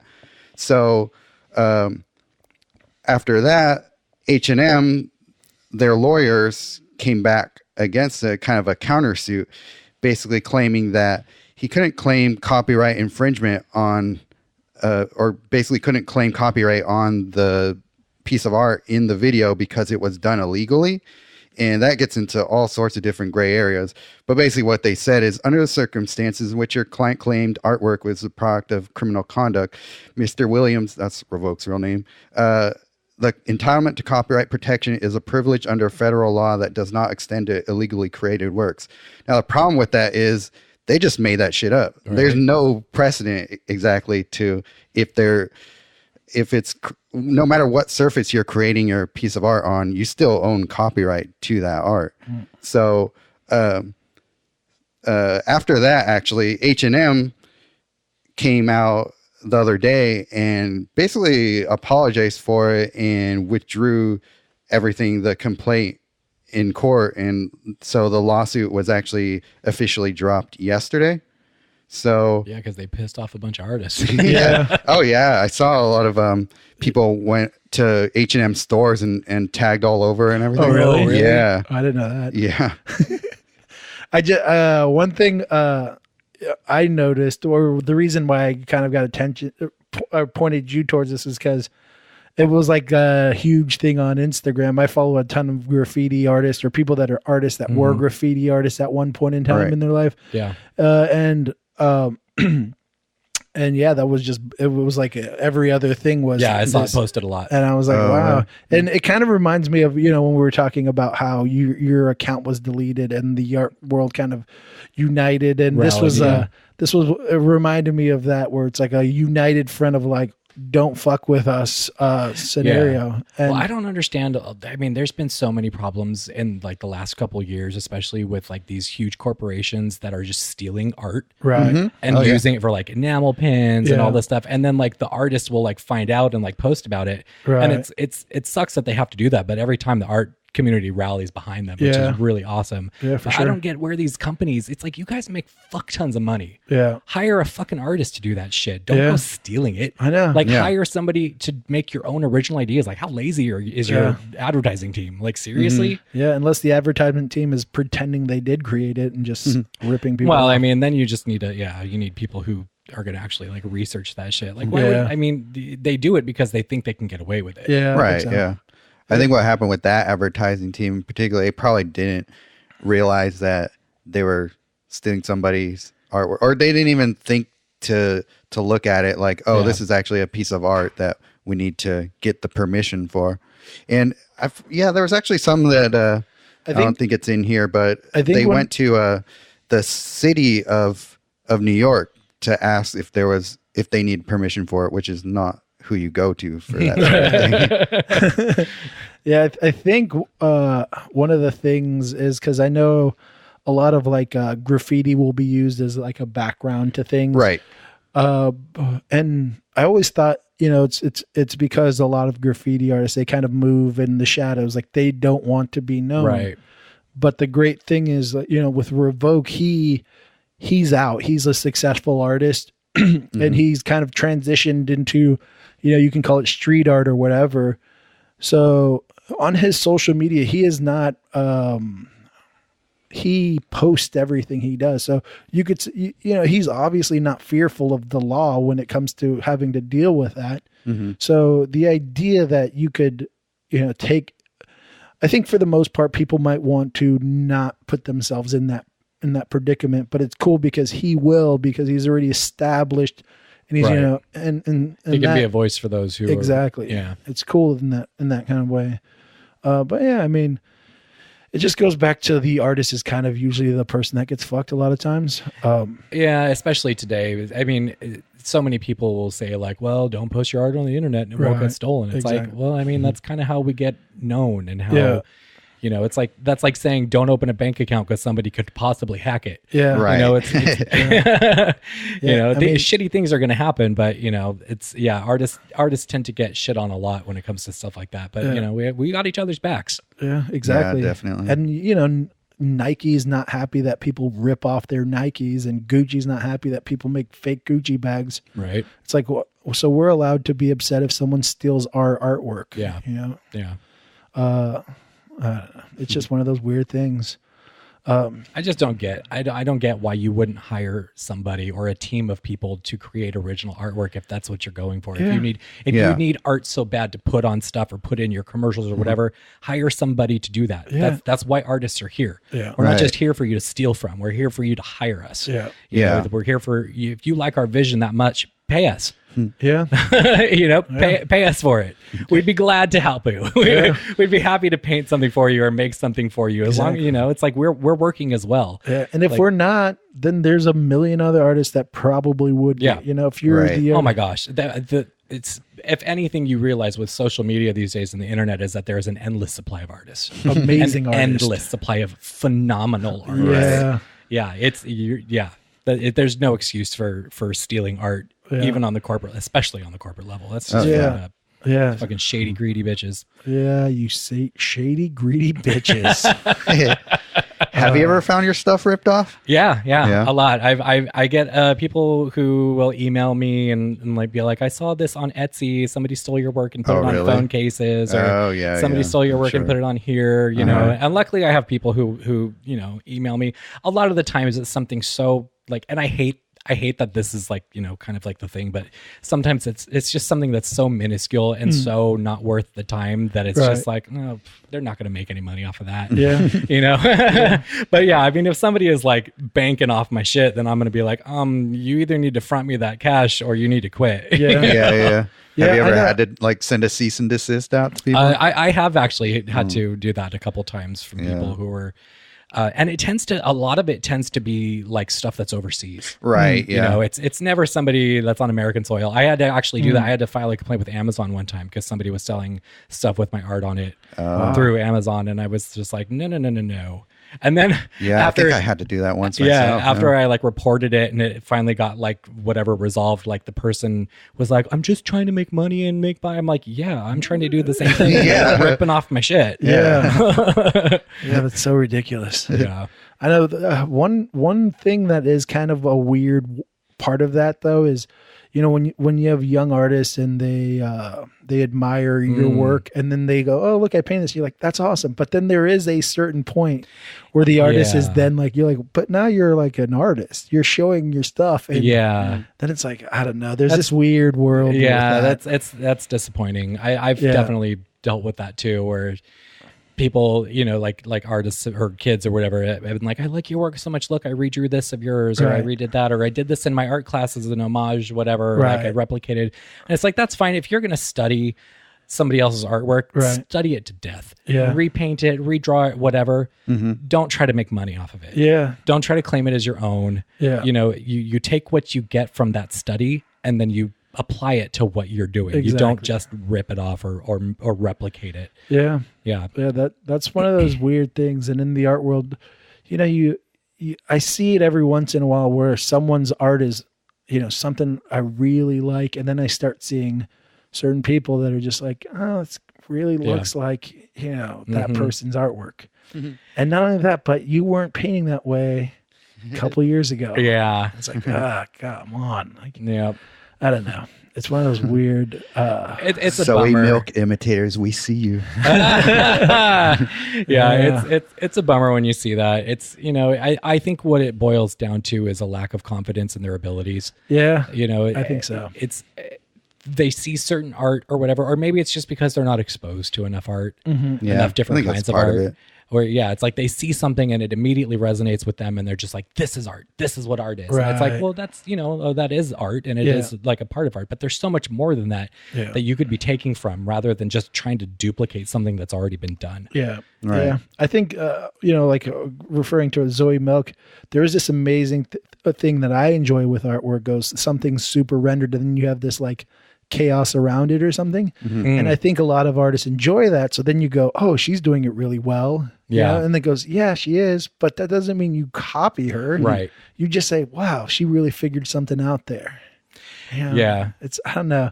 There's, I don't know. No, I know. Yeah, it's definitely it's a touchy area. It's one of those weird gray areas in art where it's like if it can go so far, but if it crosses a certain line, then it becomes, it just becomes a shitty thing. Yeah, you're putting a ceiling on yourself, basically. It's like, imagine if all you ever did was copy Muka and Leyendecker. People want to care about you. Yeah, I see people, though, that have, like, copied, for instance, Audrey Kawasaki stuff. Oh, yeah. And then every once in a while, they'll end up, like, developing their own style through there. I think what ends up happening is social media probably gives them a little bit of an attack. And then that's one of the things that is nice about being a quote unquote known artist on social media is that whenever somebody does kind of rip off my style or one of my subjects or something that I've done, there's almost always an @ reply that someone's like, this looks like Glenn Arthur's work, and it was just really cool because it's like, okay, well, you got called out, and I've seen it happen where people will like post it and like it won't be captioned or anything. It'll be like, look at my new work, and somebody will call it out, and then all of a sudden it's like edited, inspired by Glenn Arthur. Just if you're gonna replicate somebody's work, give credit where credit is due. Yeah. And, call it a study. Don't sit there and be like, this is my original art. Yeah. Because it's not your idea. It's not your concept. You're if you're studying, that's fine. If you're learning from it, that's fine. But don't be trying to pass it off as your own and sell that shit. Cause that's shady. Yeah. There definitely seems to be a weird gap too. It's almost like there's a bunch of young kids and they'll, hey, look, and I'm like, that's awesome, man. Like, keep it up the good work. Then there's just like I don't know. There is some weird. It's almost like I don't see the middle area. Yeah, I see. Yeah, I think a lot. There's a sense of maturity that goes along with that too, or immaturity, I should say. But yeah, I see that too, where some young kids are like, I love it and I can do it too, and it's like, well, okay, but you guys. I actually had a teacher reach out to me one time who found out in her art class that one of her students was plagiarizing my work and passing it off as her own because she wanted to pass the class, and she thought, oh, I'll just copy this artist and nobody would be the wiser. And somebody in the class knew who I was, I guess, and like told the teacher about it, and the teacher researched it, and she talked to the girl, and like the girl felt really bad about it and stuff, and she was like, she got caught, but it's like that kind of thing. Where I wish the teacher invited you to class and you're just like, where's blah, blah, blah. See me outside. I thought it was really cool of the teacher though, to like contact me and be like, I just wanted to let you know that this happened, blah, blah, blah. Nothing's really going to come of it. I talked to the girl and, to me, I wasn't so much pissed off. I was just kind of like, just tell her to tell her not to give up art. You know, tell her to just keep trying and just to believe in her own confidence and be confident in what she's doing. Because I mean, obviously, you know, if you can replicate somebody's artwork, you've got some kind of skill. Yeah. You know, and I think a lot of artists start off that way. You know, you start off admiring a certain group of people. Oh, for sure. And you really pull from those people. But there is a transition phase where you go, I like this, and this.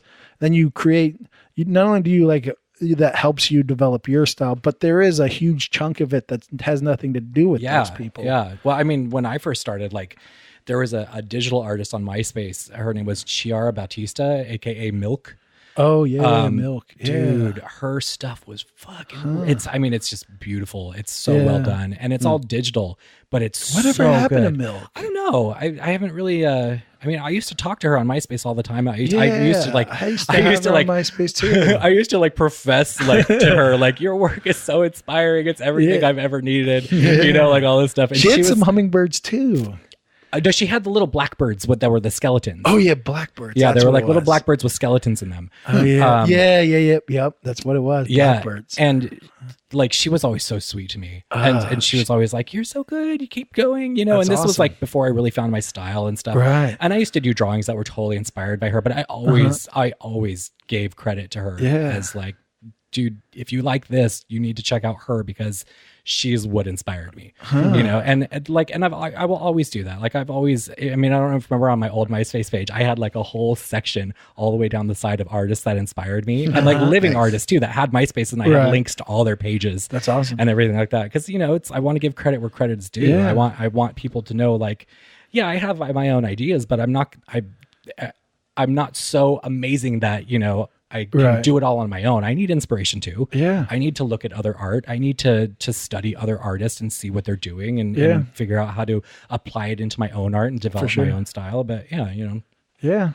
Yeah. I mean, if you're not pushing yourself. Yeah. Just don't copy and be shady about it. Yeah. Yeah, pretty much.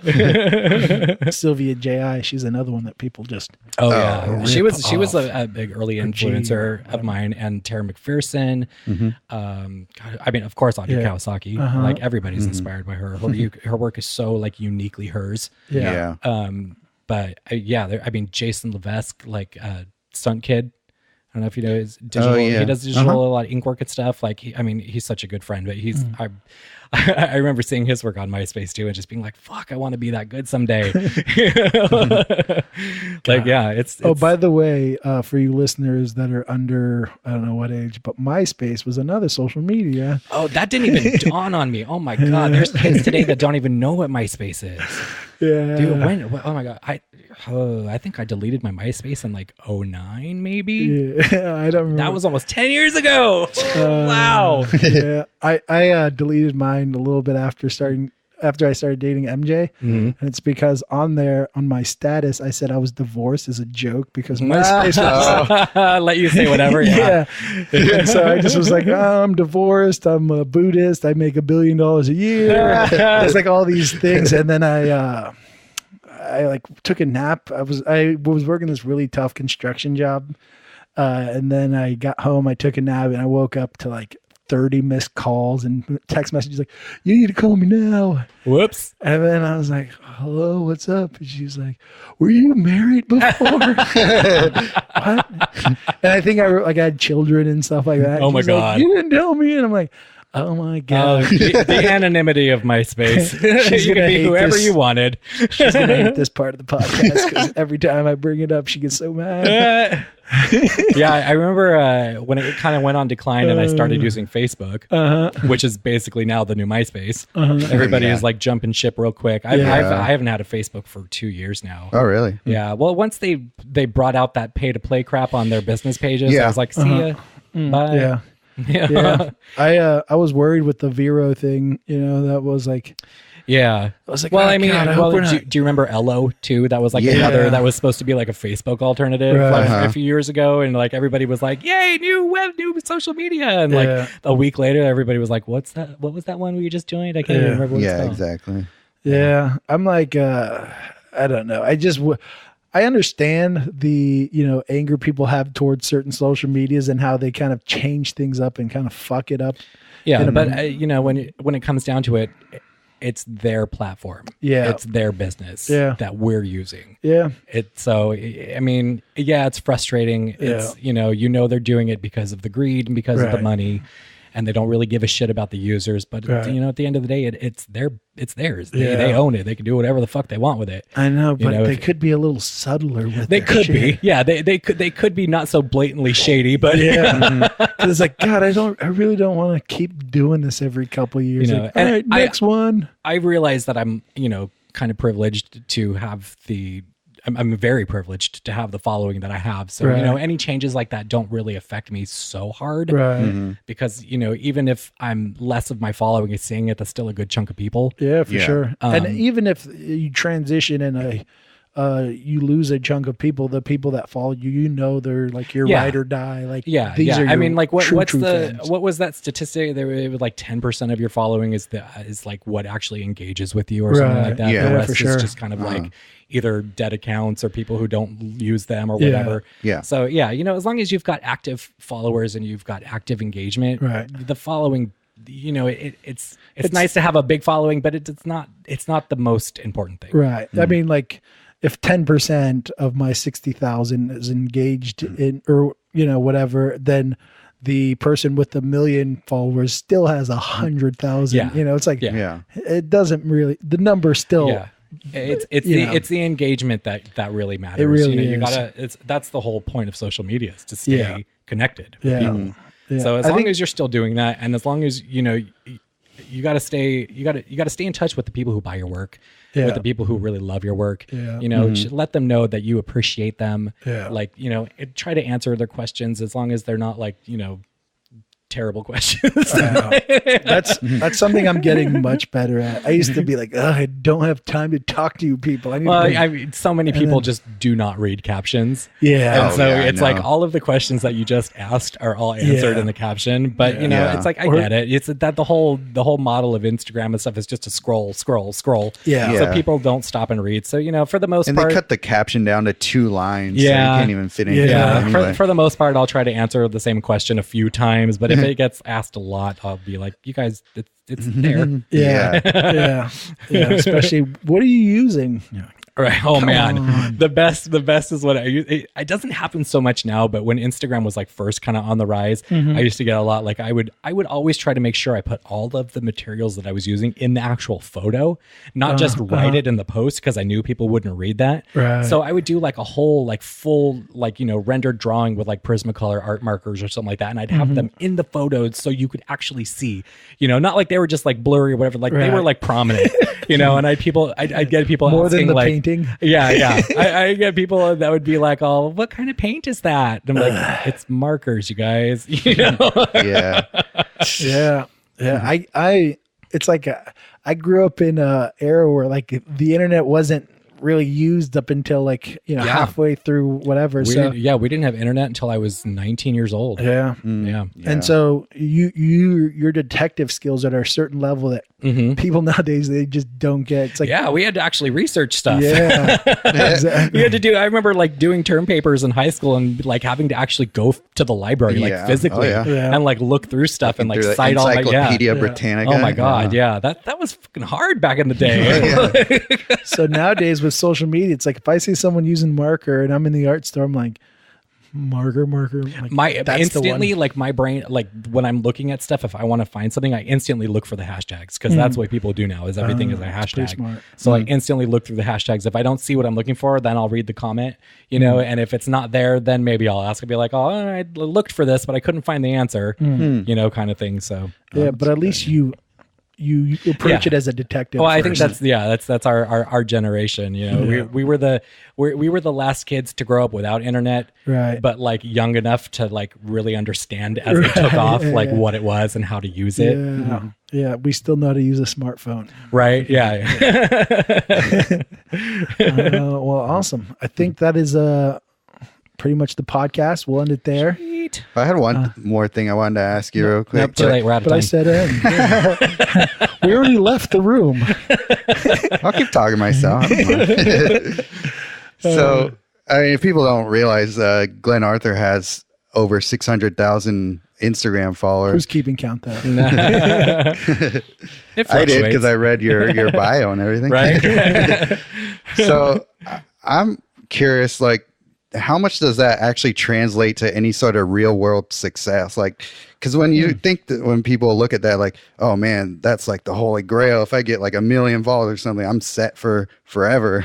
So like, what does that actually mean in real terms when you have like such a big following? Does that actually translate to anything tangible? I mean, I guess it does. You know, I mean, the more eyes on your work, the better, right? Right. But like I said earlier, it's all about engagement. And I try to stay as connected as I can. I try to let people know what's going on in my life. I try to, you know, like, let people know like what I'm working on, why I'm working on it, what I'm working on it for, what show or whatever, you know. So it's nice to have that audience, you know, to be able to like have a platform, I guess you can say, to like show all these people like, hey, I'm doing this, everybody look. But yeah, you know, it's not necessarily about the numbers, because I've you know, even back in the day when I didn't have that following, I still was selling work and I was getting by on my own and stuff. And it's all up and down. It's, you know, some of it depends on economy, some of it depends on, you know, different factors and stuff. But yeah, I mean, having a bigger following for sure helps, but staying engaged is what's really going to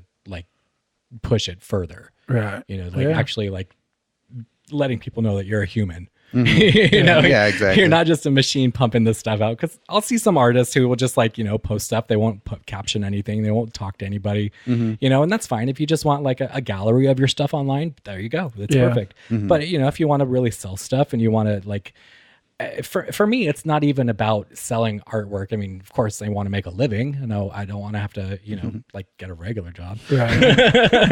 But I would if I had to. You know, I've always said that even if nobody bought my artwork, I'd still make it. Yeah. You know, because it's just when you're an artist, it's kind of one of those things that you don't really pick it; it picks you. Right. You know, I mean, there was years and years and years where I didn't make any art because I wasn't raised to appreciate art. And I thought, you know, I was always told growing up that what I did, because I always was drawing stuff, I was always told that it's just a hobby, though. There's no way you can make a living doing that. I just got told that like 3 days ago. Oh, are you serious? Yeah, someone's like, "Oh, well, you know, it's just a hobby." I'm like, "No, it's not." Thank you, by the way. Yeah. People who don't understand art agree either. Yeah, right. No, my taxes don't. People who don't understand what it takes, what it means to be an artist, are the people who think of it as a hobby. Yeah. But you know, it's like I always remind people: look at anything around you. Like anything around you started with art. It started with a design. It started with an artist, a designer. Somebody had to sit down and create that on paper before it became a physical object. Yeah. You know, and so you know, it's one of those things that you just kind of you do. You know, you can't not do it.